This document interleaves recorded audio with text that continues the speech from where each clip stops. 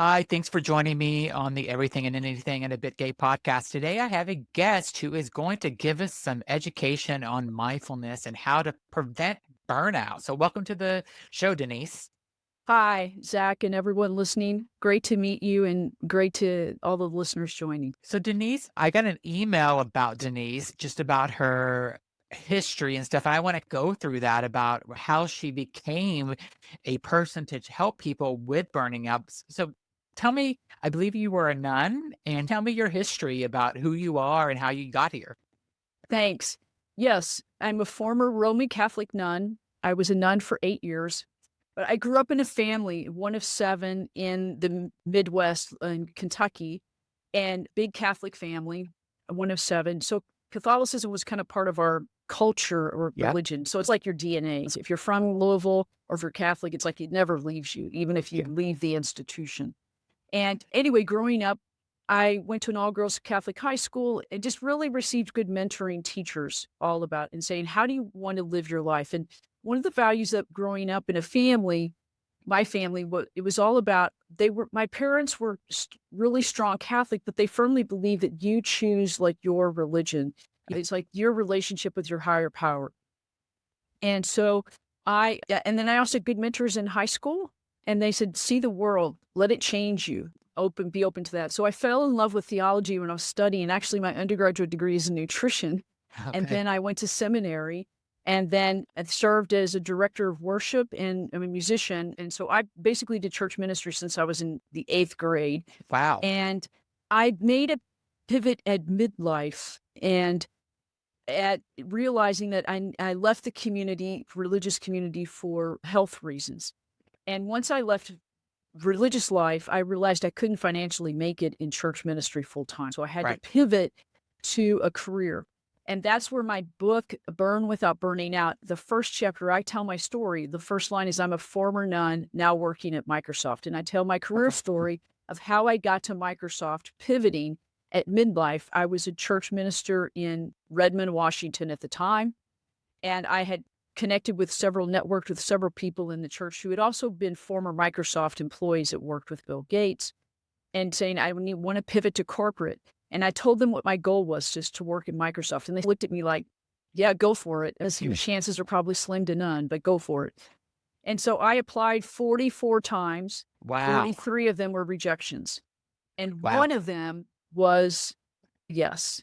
And also in the book, I tell the story about the manager who hired me, who told me the story later of how he hired me. He himself was former Catholic, and he said, I looked at your resume and it had church lady written all over it. I said, at the time when applied, he literally threw my resume in the garbage can. And then he's sitting there, and then this little voice on his shoulder is saying, hey, you don't like that when people do that to you. And he's, oh, I've got to look at this again. So he pulls the resume out of the garbage can, looks at it, and he says, I've rolled my eyes saying, yeah, she does have project management experience. Okay, I'll interview her, as if saying to her, the inner voice, but that's all. I'll just give her an interview. And he said, I interviewed you and I knew I wanted to hire you. And the rest is history. But that Wow. sense of the insight of my book about mindfulness, but also about presence is like your own self-awareness of knowing yourself enough to say, hey, like my manager said, I don't like when people do that to me. I can't do that to you. I got to give you a chance. And he was willing to set aside, he says, I recognize my bias and was able to that aside and be open to that. And the rest is history. I've been at the company now at this time of this recording 14 and a half years, going on Wow. You 15 just as need a that one full-time person to employee. say yes. You just That's that one right. person. Yeah. That's And awesome. in fact, when I was working on trying to get into the corporate, I just said, I just need someone to give me a chance. Yeah. And that's what happened. I think everybody has those stories where they have that one person in their career that kind of either backs them, gives them that good advice, or even hires them and stuff. And it sounds like that's your person. So that's pretty Yes. awesome. Are you still in Yes. contact with him today? Is Yes. he He still and work? I actually work at Microsoft. This is our third rotation of working together. And Awesome. it's this corporate colleague that I've had in these past going on 15 years, which has been fantastic. Awesome. And so tell me how you got into the burning out and how you decided to write this book. Tell me that story, how you discovered this entire process. Yes. So as a former my life as a nun, in the Roman Catholic tradition, we called mindfulness contemplation. And Mhm. that's really taking a look at life in front of you and really taking it all in with love, with compassion, however, whatever your core values are. And when I pivoted to corporate that first couple of years, I kept thinking in the sense of a high tech industry, life felt, and it still does today, even so many years later, that our lives today feel like we're in this ball pit in a bouncy house. Yes, And I there's agree. so many balls coming at us. And how do you know which ball to focus on? And I've been learning my skills in the corporate world about like executive presentation, project management skills. But the skills I kept leaning back on were just the personal skills I learned as a nun, how to be present, how to be mindful, how to observe everything going on in a meeting and make sure to bring everyone along. Those kind of skills. And so I nurtured those. And then when COVID hit, one question during COVID was haunting me as a writer, and I decided to write this book. And the question that's in my book says, life keeps nudging me with this question. As an ordinary person, how will you spend your everyday life doing extraordinary, meaningful work with the time you have left? And so then I started writing out this book because I also saw that even during COVID, people are just burned out and Yeah. exhausted. This kind of emotional exhaustion, I think, which is a huge signal of burnout, or however how you like. Again, self awareness is so important. And when I was a nun, that sense of how am I self aware as an employee, and what are those signals that cause me to burn out? That sense of exhaustion. I exercise, get enough sleep, but when I wake up in the morning, I'm exhausted. And so then what are those signals to change? And so then I just incorporated techniques that I learned as a nun and then working with them saying, and the reading I've done about mindfulness and some writing coaches, I created this framework of these 7 habits around how do you, if you were to live your day, how do you like set your values, Mm. be rooted there, mind the moment, clear the chaos around you, be present, give people grace, practice gratitude, carry a symbol of meaning. Those are some of the habits that I mentioned in the book.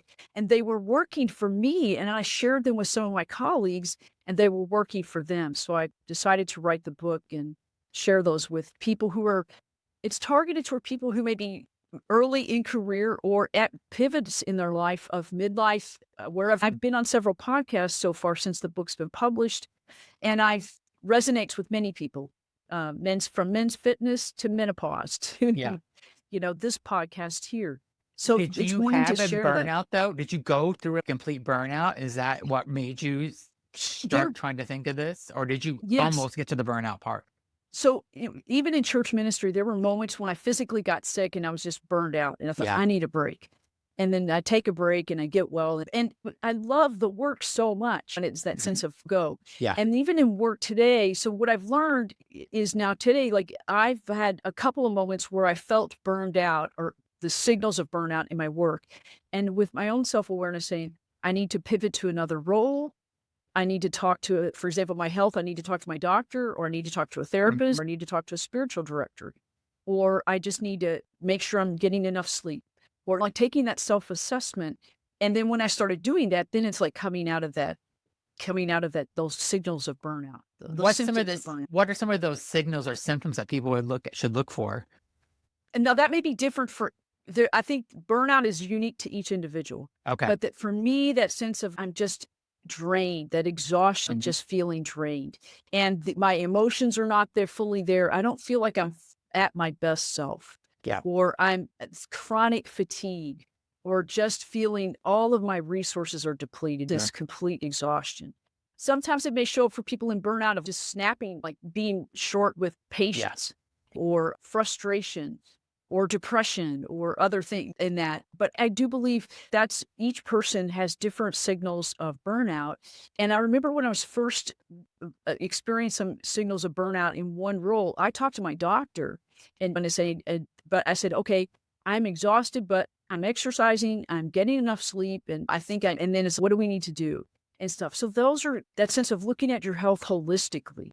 And knowing myself and how in my body, mind, and spirit of what I may need at certain times, Yeah. and having good mentors or good physicians or friends or support system that can help me to say, "Hey, are you doing okay?" Or I also know burnout, a signal is when I physically don't feel well, and there have been moments of chronic illness or things like that. Again, I think those are just unique to each individual.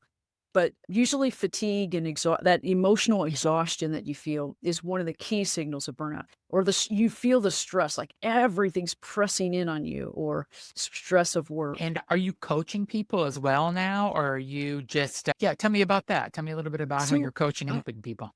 right now I'm working on developing coaching of one-on-one. I currently have a full-time job, and Yeah, so the sense of that work, balancing the work of that.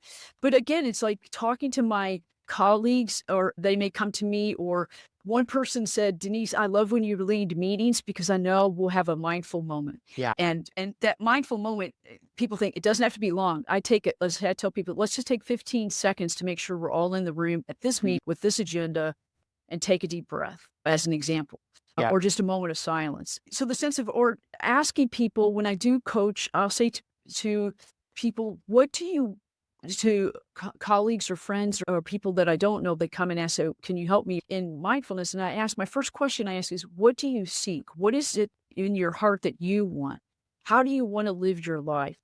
There's a quote by a theologian named Thomas Merton, who is an American scholar and theologian, and he asked a question, I quoted in my book, "What do you want with your life?" To reflect on that. And then the next question is, why are you not there?" And so then I ask that question too, and then I say, and then my a third question is, what do you need to do to get there? And how can mindfulness help you get there? Yeah. In driving clarity, in helping you be self-aware. And so then it's tailored to how, what people like when I ask, what do you seek? What do you want? And why are you not there? And what can help you get there? Are those some of that sense of coaching that I do? Would you ever want to do this full time? I think that would be my life dream to do Yeah, that. Yes. that's awesome. And tell me, like, whenever you get somebody comes to you that you worked with, that you've given some guidance to, and they come back and say, "Wow, you saved me from burnout," or "You saved me from this." What's what do you think then? What's your feeling? I am Let me back up for a second. All growing up in my life, my family taught me that life is about love Uh-huh. and about service. And so that's my core values that I'm rooted in. And learning that in school and theology, and then living my life as a nun, and even work, wanting work to be meaningful. And I'm thinking my goal is to not make meetings boring, Yeah, yeah, to have fun. It's hard work sometimes in the corporate hectic stress of tech. And when people come back and say, "Hey, Denise, I tried this. I tried this technique and it was wonderful." My heart just fills with gratitude and joy for this yeah, person to say, that's empower. I love empowering other people to find the meaning in their own lives, because all of us are on that same journey. We all live in a moment of finitude. Our lives, we only have so much time, like on earth. We have so much time in a career. And we all have the same 24 hours in a day. There's no exemption. Like, no, somebody yeah. doesn't get to bank. I got to bank 4 extra hours Eh, today so I can too take a little bad bit though. long. Yeah. But so then how do we make use of that finite time that can be valuable? And when I hear people say, "I had a moment today of meaning," and what that happens is that our chronological time, which is counted time, becomes timeless in that moment. And it's called kairos, which is like the timeless moment, or some people call it a God moment. But it's that sense when you get lost in the moment, you forget the time on your watch, and you're filled in this moment. You go, "Wow, that was awesome." Yeah, Whatever that moment was. And you want to say, how can I habit stack my day so that I can have more of those kind of moments? yeah. And yeah. And what about 2 things I wanted to say is, 1, I had a career coach, and every when we did it over Zoom, and every time before we would start, the first thing he would do is he would just say, "We're taking a moment, we're taking a minute. We're gonna come into the moment to make sure that we're here." It's like what you were saying during your meeting. And we would take him, and it helped me so much just getting into that moment, just being there with him. And because I was doing it during my lunch hour, let's say during work. And so I'm coming out of other meetings and I have another one right after that. So I'm spinning, and him doing that for 1 minute just really brought me into the moment. So I Mm, understand what you're saying.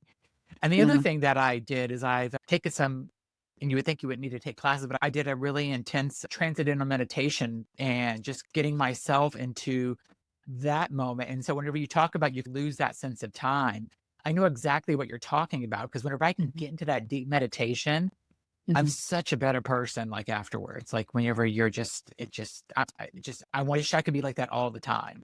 Yeah, that's a great point, is that meditation is an excellent form. I call it like this elevated form of mindfulness practice. And then I got to thinking about those of when working in tech and being in tech, and I thought it would be great if we could have a couple hours to meditate. But I thought, who has time for that? And so it's that sense of I call it micro mindfulness. It's the same science that's behind physical fitness of high impact interval training. The shorter, like these short moments of Mhm. interval moments of training shows that there is actual impact and benefits to physical health and fitness. And as well, science is showing too, even the short moments of micro mindfulness. I think Ariana Huffington calls them 60-second micro steps. Yeah. But that sense of can we do one thing, pause for 15 seconds at each meeting. Or like a friend of mine said, "Hey Denise, I decided to pause every hour of the workday.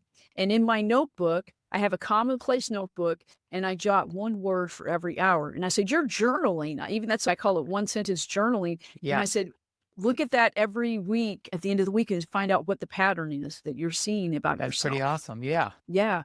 So that's the sense of like how to coach people to say you to habit stack. And like I have a newsletter as well about weekly to say to habit stack. I just give examples of habit stacking, micro mindfulness moments.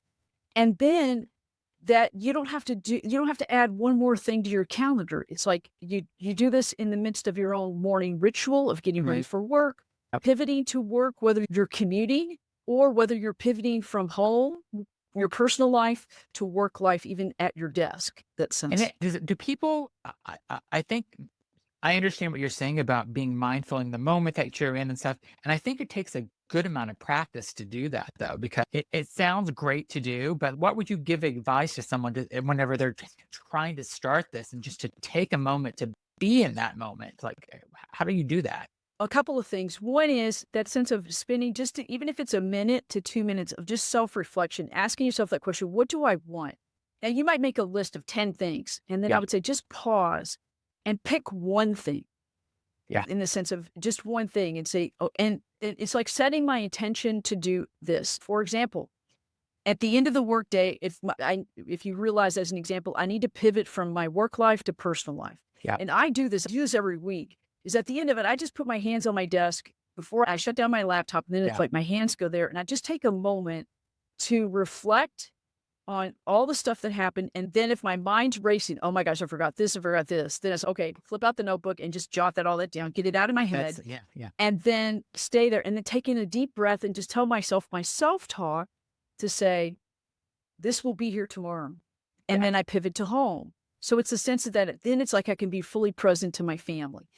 But I would say if you want to do just one thing, say like to pause before you pivot, or I want to take a moment of silence before.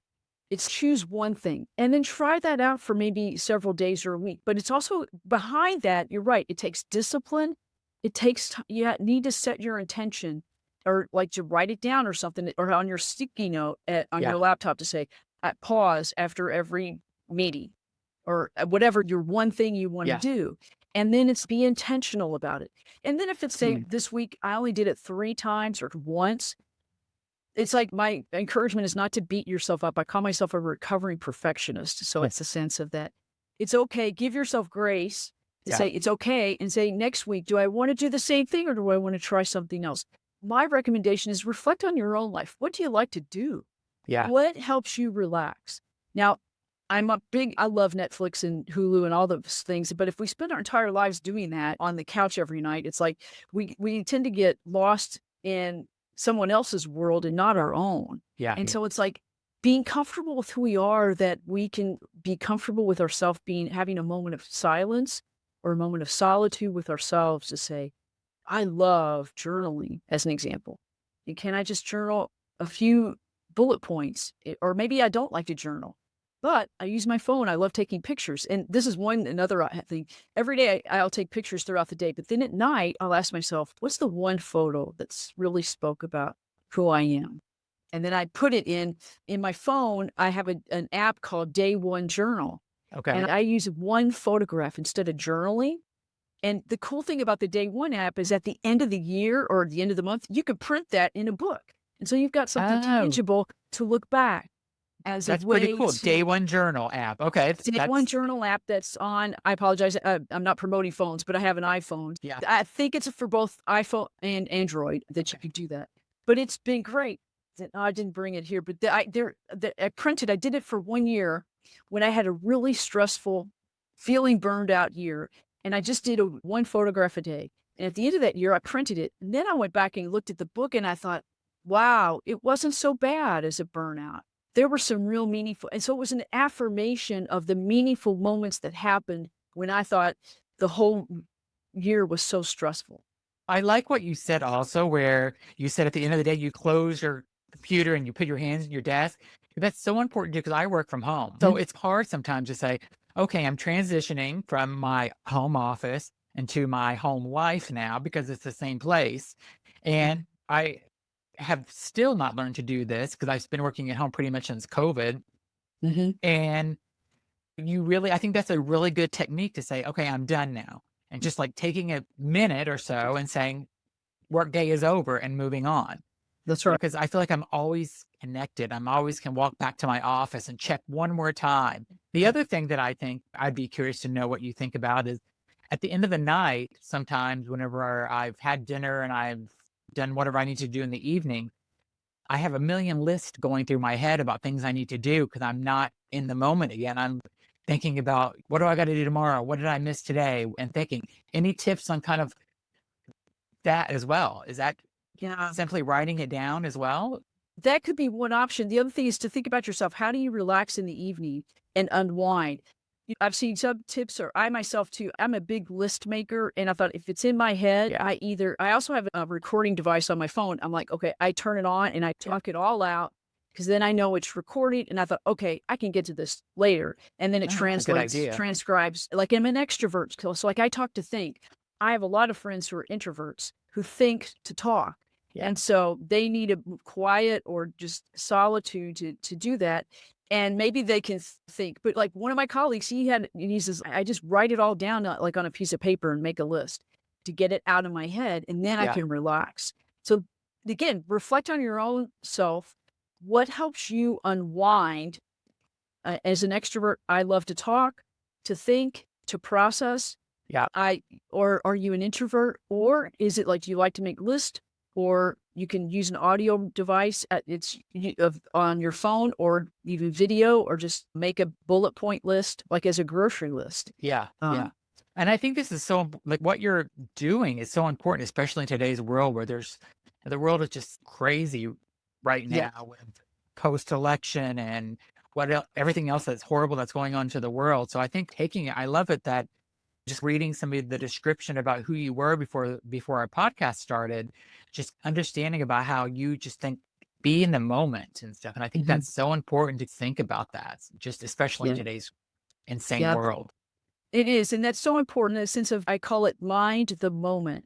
And it's like just getting yourself centered and focused and be present in the moment, even in the moments when it's really hard Yeah. or it feels so you're out of sorts when something happens like an election, whether you like the results or you didn't like the results, there's still this kind of chaos. Yeah. And then, but when you mind the moment, which means being present and aware of the moment, then you can choose how to respond. And Yeah. like when we're at our best, I think we can rise above the chaos and be really kind to one another and Yeah. present. Yeah. I know when I'm not at my best, it's anger. I lead with anger. I lead with frustration. Or it's, oh my gosh, I'm put my foot in my mouth again. I'm Yeah. sorry, like that kind of thing. But once like I call it, like mind the moment, and then when you can clear the chaos to say, okay, this is important. What's important is that, like for example, post election, it's like what's important for me is I still choose to love, Yeah. and that hasn't changed. Like even when I left religious life, that transition was hard. It Yeah. was stressful, but I thought my desire is still to love and serve, and the life I'm living today. I'm still focused on how do I love myself and my neighbor as a Christian, and how do I serve one another, even people, my colleagues, which I love working at Microsoft where I work because it's such a diverse, like I said to my parents, it's like the United Nations in this Yeah. little mini city that I played with cars as a kid. And I'm driving into this mini city where it's so like everybody, Yeah. here comes everybody. And that's in a good space, that kind of thing. Yeah. Yeah, and I think the other thing that you've made me realize is that a lot of times I'm not so present, and I think in the moment, and because I've gone on vacation with friends or I'm out to dinner and I've got things in my mind, I'm checking my phone or I'm just like looking at that email or looking at the text message from somebody from work, and I'm just and after the fact, a lot of times I realize, oh gosh, I didn't remember what we talked about during dinner because I was so not even there. So I'm gonna get your book Oh, after we're done thank with you. this podcast, and I'm gonna read it because I think that it sounds exactly what I need probably in my life right now. So No. that's great. Yeah, you touch on something that's a hot topic to me is that we live in a world of distractions that is Yeah. so intense in our lives today.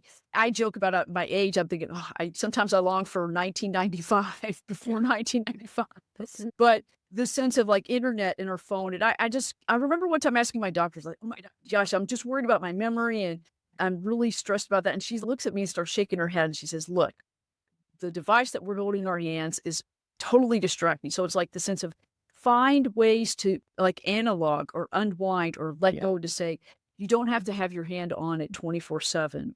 My doctor's saying that. So the sense of it is our world is so it's also so instant and immediate Mm. and right here and right now. And then, like you said, you bring a great point.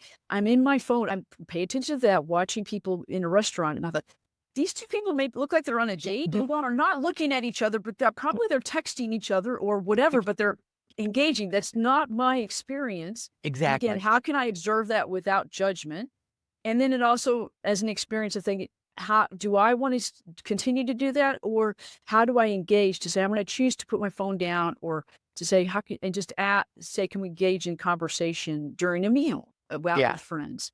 And then sometimes you have to take the phone call because something happens and life Yeah. happens. But yeah, you're But I doing a great point about that. I do see people, and I'm going to try this with my friends. Last summer, there was 9 of us that went on a trip together for a week, and we were all at dinner together, and everyone was on their phone, and nobody was talking. And these are people that live all over the country, so we were all just seeing each other for that 1 week, and it's just we're wasting our time on our phone.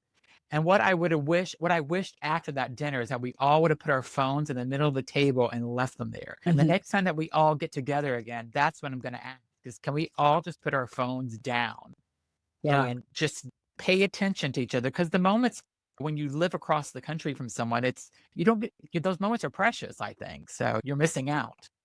They are, and it's those moments it's an opportunity to connect. And sometimes we don't miss those moments. We really embrace those moments to connect. And other times, then we reflect on our day and go, oh, there was a lot of moments I missed, Yes, exactly. opportunities. And so that sense of just being present and aware. And again, not beating yourself up for that moment, but say, this is an opportunity. If I have the opportunity to do this again, I would choose differently. And then Yeah, say, I will choose differently. And I know some people, colleagues say, yep, we have a no phone at our dinner. We eat dinner together and yeah, we have no phones at our dinner. And for just that brief moment, those are ways, again, that you have it stacked. I call them micro mindfulness. And you really didn't add anything on your calendar, but you did it was a mental shift and a pivot to say, I want to be intentional in this moment yeah. and be present in this moment. It makes so So much sense. I yeah. love that. I love that advice and that guidance. That's really great. Yeah, and it's okay to we are one of the things that I tell people at working in tech and people worry about AI taking over the world. That Yeah, may happen, but what makes us human is that we are sensual people. We still communicate and embrace reality through our senses. yeah, And so then how do you use your senses to help ground you in the present moment? yeah. Like name 5 things you can see in the room when you're at with your friends or I have younger nieces and nephews or to make a game of it. What's your favorite color in this room? Or you said to bring people in presence. So the sense of using our senses, and I tell people that in the book, it's I carry what's a symbol of meaning for you, or even having sticky notes to put around my desk to remind me about mind to the moment, Yeah. breathe. That was another in the book, I tell the story about being a nun, and the first couple of years of being a nun, we called it it's called the novitiate, where it's like training to be like a nun, like some people call it nun school. Yeah. And the novice director, she was just this great person of Sister Rosemary of just really she was genuinely real. And understanding us as nuns who are new at this, and I said, "Sometimes I'm worried, like, how do we do this? How do we live this life?" And she was said that there would be times when we were stressed, and her code word was like, "Just breathe. Just be let the worry go. Just breathe." That was her or a moment just to pause and just be present. And so again, it's like you have a code word for yourself to say, "Stop, mind the moment." Yeah. Let it go. Self-talk or positive affirmations, because sometimes our mind's racing. We might be sitting quietly, but then it's, "Oh my gosh, I forgot to get eggs Yeah. today, and I need to buy this, and, oh, the holiday season shopping, and what's on my Yeah. list today?" And then it's like, "Okay, let me get a timeout and write this down, and then do it again," or have a note to say, "Let go of the list, just be present. The list will be there." What's interesting is that I worked with somebody who was a Buddhist, and I was interested in it because I think it's a fascinating religion. And one of the things that he would talk to me about when we went to lunch sometimes, that he would talk to me about mindfulness is so much part of the Buddhism religion, and just, we Mm. just say you got to just be in the moment and stuff. So I think it's just interesting that you come from a religious background, and this was it, and it's all about mindfulness again. Yeah.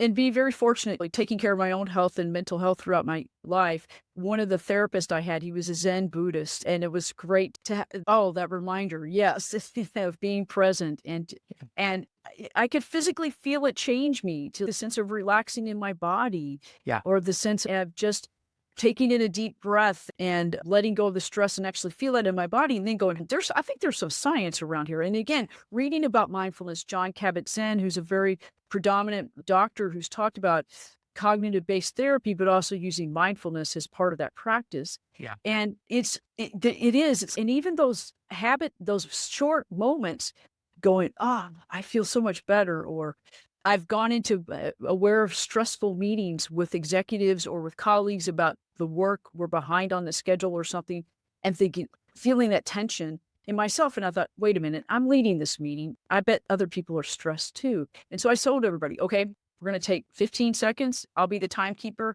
Let's be on camera. You don't have to say anything, but just take a moment to be present for 15 seconds of silence. I did that. And there was an executive on the call who said, "Wow, I didn't know I needed that. Thank you." Yeah. And that so it may feel awkward to say do that in their workplace, but Yeah. if you work with colleagues where you trust one another, that it's not as hard as you think to say, "Can we practice even mindfulness together?" I'm gonna To try say, "I this. need a moment. I I'm need a gonna try moment." it. I'm gonna try it because I have colleagues that I trust, and I'm gonna try it next week after this Thanksgiving holiday week is over, and see if people think. I think people will actually react to it very well. Yeah. One of my nieces is a nurse, and she said, Denise, she said, was excited to text me and tell me, "I read your book. I decided to do 1 minute of silence with the team, with the staff before one of our meetings. And it was incredible. We're going to do it again." It was like she heard enthusiasm for that. She said, "It gave me a whole different perspective on the day." Yeah. And I thought, 1 minute. It was just 1 minute. Yeah. And so because it's a timeless moment when you're fully interested, whether it's a minute or an hour, who cares? It was like Yeah. you're fully there in the moment. Yeah. That's So, awesome. yeah. Thank Yeah. you so much, Denise. This was a great conversation. If anybody wants to learn more about Denise and to learn about her book, the name of her book is Burn Without Burning Out. And is it on Amazon? It's on Amazon. Yes, that's available. And I also have my website, denisepiles.com. There's some free resources there to help you if you want to start learning Yep. micro mindfulness or other insights about my story and my career and how I could help you if you'd like mindfulness coaching. And again, it's more of meeting you where you are and Yeah. finding out what you seek and how can I help you get there? How can I help you take the steps you need to get there? And Because it's closer than you think, you know. just for you, for her website, it's DENISE, and it's PYLES.com. So DENISE PYLES.com. So check out her website. Thank you so much for being on, Denise. It was a pleasure having you. I think this was a very fascinating conversation. I appreciate your time. Thank you so much, Jack, and thanks everyone for listening. Thank you.